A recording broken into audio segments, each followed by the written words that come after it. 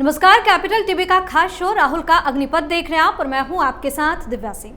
लोकसभा चुनाव 2024 के रिजल्ट आने के बाद कांग्रेस पार्टी यूपी में अपनी जीत से उत्साहित है। सभी 403 विधानसभा क्षेत्रों में 11 जून से 15 जून के बीच धन्यवाद यात्रा की शुरुआत करने जा रही है। इस यात्रा की शुरुआत रायबरेली से कांग्रेस सांसद राहुल गांधी करेंगे और जनता को धन्यवाद देंगे। वहीं खबर यह भी आ रही है कि राहुल गांधी रामलला के दर्शन करने जा सकते हैं। तो यूपी में राहुल गांधी की एक्टिविटी काफी देखी जा रही है। लग रहा है कि यहीं रहने का प्लान बना रहे हैं। लेकिन राहुल गांधी ने केरल के वायनाड से भी जीत हासिल की है। वहां इस तरह का माहौल नहीं दिख रहा।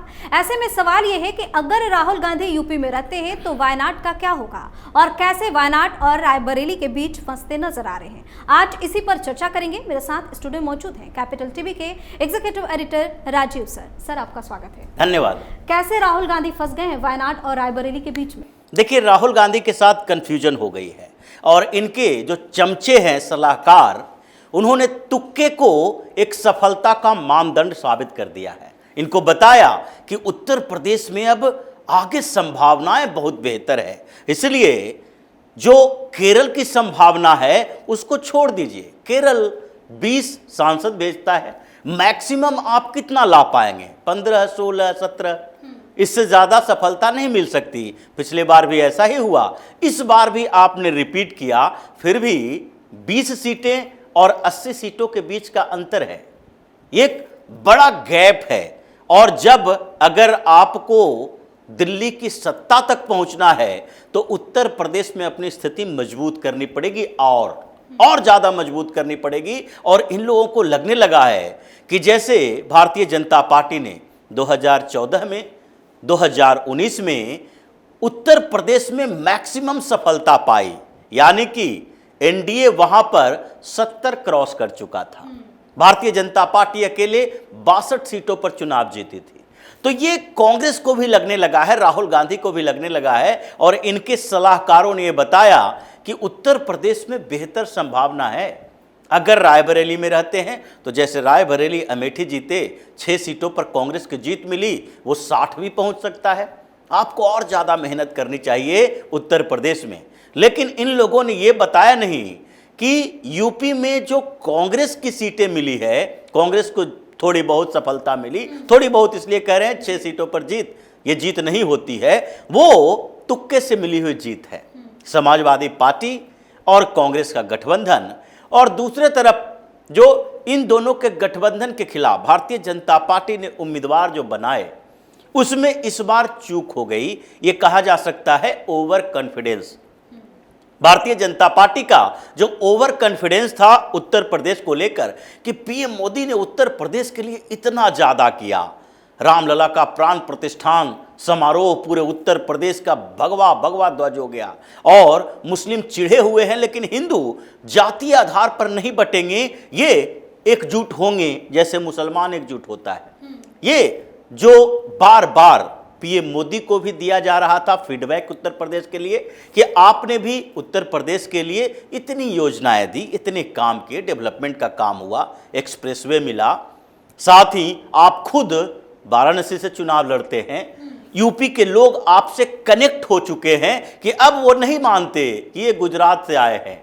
उनको लगने लगा है कि अब तो आप उत्तर प्रदेश के ही हैं। और दूसरी बात, योगी आदित्यनाथ ने बेहतरीन काम किया है, लॉ एंड ऑर्डर के सिचुएशन को ऐसे कंट्रोल किया है। हर घर में जो सामान्य लोग हैं वो चाहते हैं कि योगी हैं तो वो सुरक्षित हैं। और उसके बाद जो कुछ योजनाएं हैं उत्तर प्रदेश सरकार की, केंद्र सरकार की, जो पीएम आवास के तहत लोगों को घर मिले हैं, गरीबों को आपने मुफ्त में अनाज जो मिला, घर दिया, और उसके बाद किसान सम्मान निधि के पैसे दिए, तो ये छोटी मोटी परेशानियां हैं वो खत्म हो जाएगी। इसलिए ऐसा फीडबैक मिला भारतीय जनता पार्टी को कि लगने लगा कि कैंडिडेट वही रखेंगे, कैंडिडेट नहीं बदलेंगे, एंटी इनकम्बेंसी नाम का कोई फैक्टर है ही नहीं। तो कोई भी अगर उत्तर प्रदेश में भारतीय जनता पार्टी के टिकट से खड़ा होगा वो जीत जाएगा। ये ओवर कॉन्फिडेंस थोड़ी रही है, चाहे ऑर्गेनाइजेशन को लेकर है या फिर एडमिनिस्ट्रेशन से जो फीडबैक मिला। सरकार के डिलीवरी के स्तर पर जो इन लोगों को लग रहा था कि हमने बेहतर डिलीवर किया है उत्तर प्रदेश के लिए, ये ओवर कॉन्फिडेंस जो हो गया, उसके कारण वहां पर कई सीटें इनकी चली गई। नहीं तो ऐसा नहीं था कि उत्तर प्रदेश में भारतीय जनता पार्टी 55-60 सीटें नहीं ला सकती थी। थोड़े बहुत चूक हुए कुछ कैंडिडेट को लेकर, लोकल कैंडिडेट को जो उतारना था वहां पर आपने कुछ चूक कर दी, बाहर से कैंडिडेट दे दिए। फिर जिन लोगों के खिलाफ लोग थोड़े नाराज थे, 10 साल तक लगातार वो वहां से सांसद है, जैसे महेंद्र नाथ पांडे भी केंद्र में मंत्री बने। लल्लू सिंह की ही बात होती है कि उत्तर प्रदेश के अयोध्या से यानी फैजाबाद सीट से अगर भारतीय जनता पार्टी हार जाए तो ये बड़ी दुविधा की बात होगी। अब ये जो सारे फैक्टर हुए हैं, उसी तुक्के में राहुल गांधी की पार्टी को भी कुछ वोट मिल गया और उसका फायदा मिल गया। अब इन लोगों की महत्वाकांक्षा बढ़ने लगी है कि राहुल गांधी के कारण उत्तर प्रदेश में कांग्रेस को 6 सीटें मिली है। अब सबसे बड़ी बात तो यह है कि राहुल गांधी को अखिलेश यादव के बैसाखी की जरूरत उत्तर प्रदेश में है। अगर समाजवादी पार्टी के तरफ से जो मेहनत की गई रायबरेली या अमेठी में, उन दोनों जगह पर समाजवादी पार्टी के लोग इनके साथ नहीं होते तो वो दोनों सीटें भी कांग्रेस हार जाती। जैसे पिछली बार भी समाजवादी पार्टी ने सपोर्ट किया था रायबरेली और अमेठी में, सपा का गठबंधन, जो बसपा सपा का गठबंधन था, वो उम्मीदवार नहीं उतारा, लेकिन ये बैक सपोर्ट कहते हैं, ये उनके पक्ष में नहीं गया था कि गांधी नेहरू परिवार के दोनों, जो सोनिया गांधी और राहुल गांधी हैं, इन दोनों को जिताना है। वर्कर्स मैदान में उतरे हैं, वो लोग रिलक्टेंट हो गए थे, वो जाकर भारतीय जनता पार्टी को वोट दे दिए क्योंकि उनको कहा नहीं गया था। इस बार टास्क दिया गया समाजवादी पार्टी की तरफ से और इसका फायदा मिला राहुल गांधी को भी। अब इन लोगों को लगने लगा है कि ये 6 से 60 पर पहुंच जाएंगे और इसलिए रायबरेली में रहना जरूरी है। धन्यवाद दो जनता को, धन्यवाद देने जाओगे, जनता उस धन्यवाद को रिजेक्ट कर देगी क्योंकि वहां पर इतने दिन में ही, रिजल्ट के बाद से ही ये धारणाएं उत्तर प्रदेश में बनने लगी है कि हमने गलती कर दी, चूक हो गई है हम लोगों से। हमें सिर्फ ये नहीं देखना था कि यहां पर कैंडिडेट कौन है, उसके खिलाफ हमारे मन में क्या चल रहा है, उसने छोटे मोटे काम किए नहीं किए, ये सिर्फ नहीं देखना था। देखना था पीएम मोदी को, और उनको देखने के लिए जरूरी थे कि जिस तरीके से 4 जून के परिणाम के बाद पूरे देश में ये जो मौलाना गैंग एक्टिव हो गया, सुपर एक्टिव हो गया, ये जो मुस्लिम परस्त राजनीति करने वाली पार्टियां बार बार मोदी के कमजोर होने की बात करने लगी, ये बार बार कहने लगी कि देखो अब तो कमजोर सरकार है, यूसीसी पर फैसला नहीं हो सकता, ये अब कानून नहीं बनने दिया जाएगा, हम लोग विपक्ष में मजबूत स्थिति में हैं और सरकार भी मोदी की नहीं एनडीए की है। ये जो बार बार ये सब अवधारणाएं बनाने की कोशिश की गई कि कोई हार्ड फैसला मोदी नहीं लेने वाले हैं, लोगों को लगने लगा कि हमने गलती कर दी है। अगर अभी तकरीबन कहा जाए तो भारतीय जनता पार्टी जिन सीटों पर हारी है उन सब पर उपचुनाव करवाने की बात हो जाए, री इलेक्शन हो जाए, तो वो 90% सीटें भारतीय जनता पार्टी फिर से जीत जाएगी। ऐसे लोगों के अंदर अवधारणा बनी है। लोग 4-5 दिन में ही समझने लगे कि हमने भूल की है और ये इस भूल की सजा हमें 5 साल तक मिलती रहेगी। अगर मैनेज नहीं कर पाए तो फिर बड़े फैसले की बात, कड़े फैसले की बात जो हम करते थे, 370 जैसे फैसले ये कांग्रेस ने तो 70 सालों में नहीं किया। तो अब अगर भारतीय जनता पार्टी को इतनी सीटें दिए, 330 3 सीटें पिछली बार दिए, तभी तो ये फैसले हो पाए। तो ये स्थितियां उत्तर प्रदेश की है और इसलिए योगी आदित्यनाथ भी एक्शन मोड में आ गए हैं।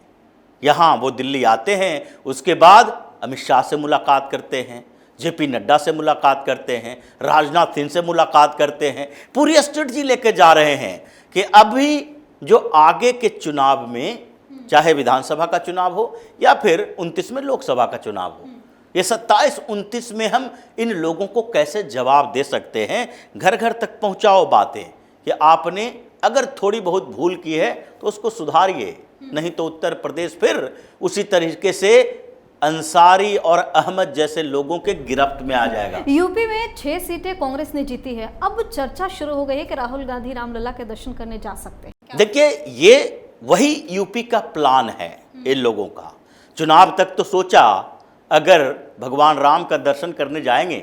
ऐसे जब भारत जोड़ो न्याय यात्रा की शुरुआत हो रही थी तो उस समय भी एक खबर चली थी, ये बताया जा रहा था कि राहुल गांधी अयोध्या से अपने भारत जोड़ो न्याय यात्रा शुरू करेंगे या न्याय यात्रा शुरू करने के लिए अयोध्या जाएंगे, वहां पूजा अर्चना करेंगे, उसके बाद भारत जोड़ो न्याय यात्रा शुरू करेंगे। ये चर्चाएं उस समय भी चलाई गई थी ताकि जो ऐसे हिंदू हैं जो दिग्भ्रमित हो सकते हैं उनको और दिग्भ्रमित कराया जाए, क्योंकि ये मुसलमानों को पता है कि अगर राहुल गांधी या कांग्रेस पार्टी या फिर जो सो कॉल्ड सेकुलर पार्टियां हैं वो हिंदुओं के साथ धोखा नहीं करेगी तो सिर्फ मुसलमानों के आधार पर ये पार्टी कभी सत्ता में नहीं आ सकती है।